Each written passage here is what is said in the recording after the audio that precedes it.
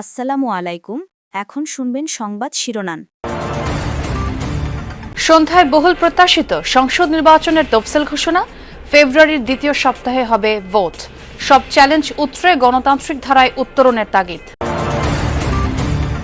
18 ঘণ্টায় উদ্ধার করা যায়নি রাজশাহীর তানোরে গর্তে পড়ে যাওয়া শিশু সাজিদকে।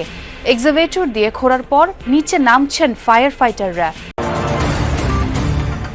শেষ হলো জল্পনা কল্পনার, পদত্যাগ করলেন আসিফ মাহমুদ ও মাহফুজ আলম।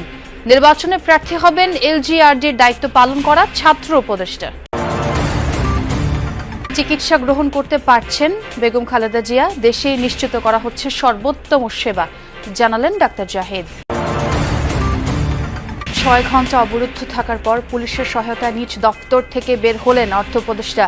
কর্মকর্তা কর্মচারীদের দাবির মুখে বিকেল 3টার মধ্যে সচিবালয়ে ভাতার আদেশ জারির আশ্বাস।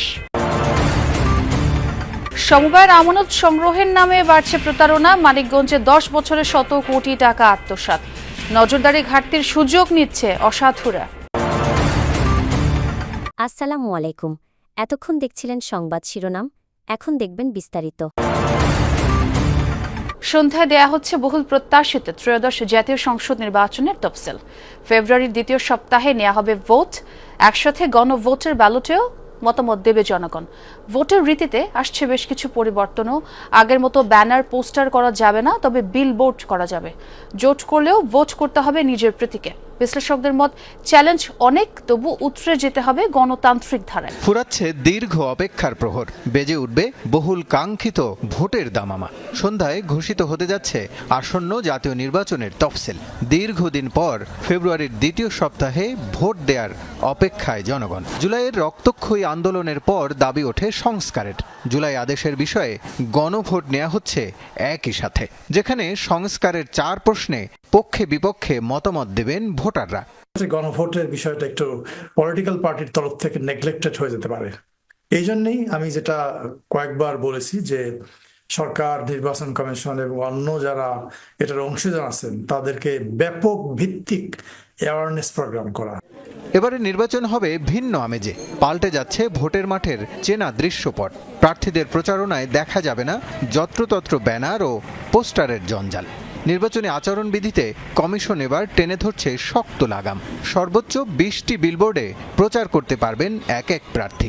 রাজশাহীর তানোরে গভীর নলকূপের প্রায় 50 ফুট ভেতরে পড়ে যাওয়ার 18 ঘণ্টা পেরিয়ে গেলেও এখনও উদ্ধার করা সম্ভব হয়নি 2 বছরের শিশু সাজিদকে।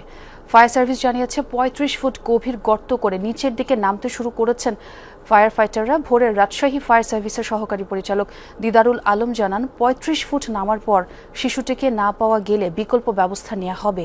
বুধবার দুপুর 1টার দিকে উপজেলার কয়েলহাট গ্রামে মায়ের সাথে খেলতে গিয়ে গভীর নলকূপের খোলা মুখ দিয়ে ভেতরে পড়ে যায় সাজিদ। আর খবর পেয়ে দুপুর 1:45 থেকে উদ্ধার অভিযান শুরু করে ফায়ার সার্ভিসের 3টি ইউনিট। কূপের ভেতরে অক্সিজেন সরবরাহের চেষ্টাও করেন তারা। এছাড়া এক্সকাভেটর মেশিন দিয়ে রাতভর চলে মাটি খননের কাজও। এখন এক্সকাভেটরের মাটি খনন প্রায় শেষ পর্যায়ে।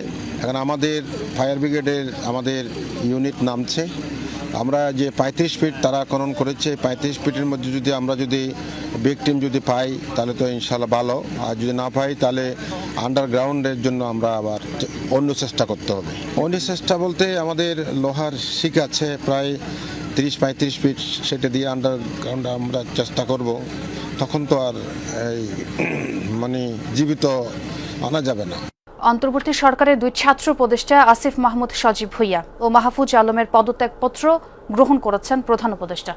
তফসিল ঘোষণার সাথে সাথে কার্যকর হবে তাদের পদত্যাগও। গতকাল সন্ধ্যায় সংবাদ সম্মেলনে প্রেস সচিব শফিকুল আলম জানান, বুধবার বিকেল 5টার দিকে পদত্যাগপত্র গ্রহণ করে ডক্টর মোহাম্মদ ইউনুস। এ সময় 2 ছাত্র উপদেষ্টার ভবিষ্যৎ জীবনের জন্য মঙ্গল কামনা করেন তিনি। সন্ধ্যায় প্রধান উপদেষ্টার বাসভবনের সামনে উপদেষ্টা আসিফ মাহমুদ সজীব ভুইয়া এবং মাহফুজ আলমের পদত্যাগ বিষয়ে বিস্তারিত জানান প্রেস সচিব শফিকুল আলম। বলেন, নির্বাচনের তফসিল ঘোষণার সাথে সাথেই কার্যকর হবে তাদের পদত্যাগ। আজ বিকেল 5টা নাগাদ প্রধান উপদেষ্টা প্রফেসর মোহাম্মদ ইউনুসের কাছে তাদের পদত্যাগপত্র জমা দিয়েছেন। উপদেষ্টারা রাষ্ট্রীয় অতিথি ভবন যমুনায় উপস্থিত হয়ে পদত্যাগপত্র জমা দিলে প্রধান উপদেষ্টা তা গ্রহণ করেন। তাদের পদত্যাগ নির্বাচন কমিশন তফসিল ঘোষণার সাথে সাথে কার্যকর হবে। ব্রিফিংয়ে প্রেস সচিব জানান, পদত্যাগপত্র গ্রহণ করে জুলাই অভ্যুত্থানে নেতৃত্ব দেয়া দুই ছাত্রনেতার ভবিষ্যৎ জীবনের মঙ্গল কামনা করেন প্রধান উপদেষ্টা। তাদের পদত্যাগপত্র এফেক্টিভ হবে হচ্ছে ইলেকশন তফসিল ঘোষণার সাথে সাথে। এখন ইলেকশন তফসিল ঘোষণা যদি কালকে সকালে হয়ে যায় তাহলে তো ওনারা পারবেন না, আর যদি এটা পরে হয় তাহলে ওনারা থাকতে পারবেন। আইসিইউতে সংকটাপন্ন অবস্থায় চিকিৎসা নিচ্ছেন বিএনপি চেয়ারপারসন বেগম খালেদা জিয়া। চিকিৎসা গ্রহণ করতে পারছেন তিনি, সাড়াও দিচ্ছেন। এসব তথ্য জানিয়েছেন বিএনপি চেয়ারপারসনের ব্যক্তিগত চিকিৎসক ডাক্তার AZM জাহিদ হোসেন।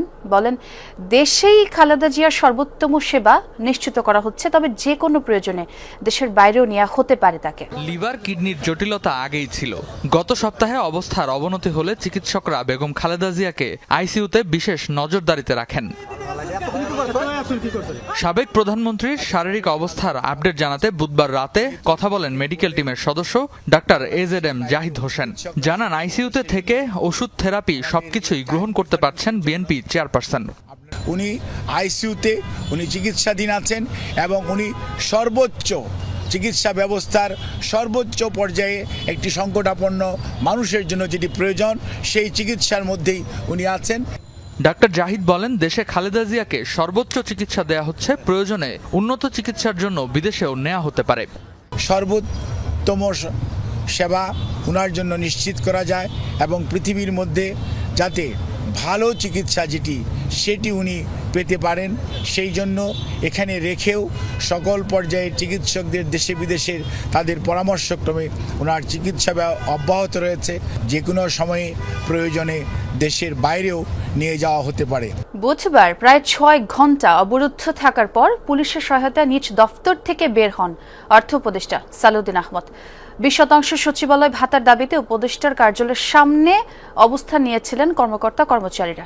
আজকের মধ্যে সরকারি আদেশ জারির আশ্বাস দেওয়া হয়েছে তাদের। 20% সচিবালয় ভাতার দাবিতে বুধবার বেলা 2:30টার দিকে অর্থ উপদেষ্টার দপ্তরের সামনে অবস্থান নেন বিভিন্ন মন্ত্রণালয়ের কর্মকর্তা-কর্মচারীরা।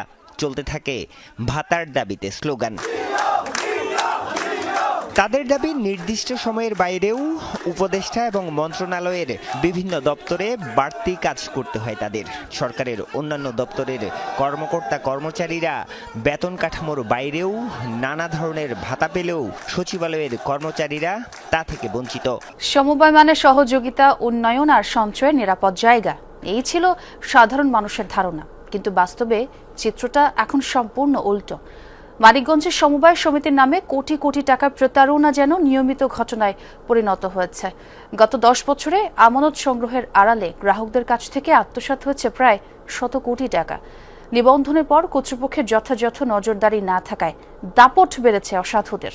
মানিকগঞ্জের শিবালয় উপজেলার টেপরা গ্রামের আসমা বেগম প্রবাসের কষ্টার্জিত টাকা দিয়ে ভাঙাচোরা ঘরটা মেরামতের স্বপ্ন ছিল তার, কিন্তু উচ্চ মুনাফা লোভ দেখিয়ে গ্রামীণ উন্নয়ন নামে একটি সংস্থা হাতিয়ে নিয়েছে তার সবটুকু সঞ্চয়। আজ ঘর নয়, স্বপ্নটাই ভেঙে গেছে আসমার। আমার নিঃস্ব বানাই দিছে, আমি ঘর দিমুকি দে আমার স্বামী কাম করে খায়, কামলা দিয়ে খায়, আমি বাস কাছ নিয়ে থাকি কিংবা থাহুম কাছে গেছি, কয় দিমু ভাবি দিমু, এনে ওরা পলাইছে। বেশি মুনাফার লোভ দেখিয়ে এই এলাকার 3 শতাধিক মানুষের কাছ থেকে গ্রামের আলো ও গ্রামীণ উন্নয়ন সংস্থার নামে প্রায় 5 কোটি টাকা আমানত সংগ্রহ করে একটি চক্র। তাদের প্রতারণায় আজ নিঃস্ব অসংখ্য পরিবার।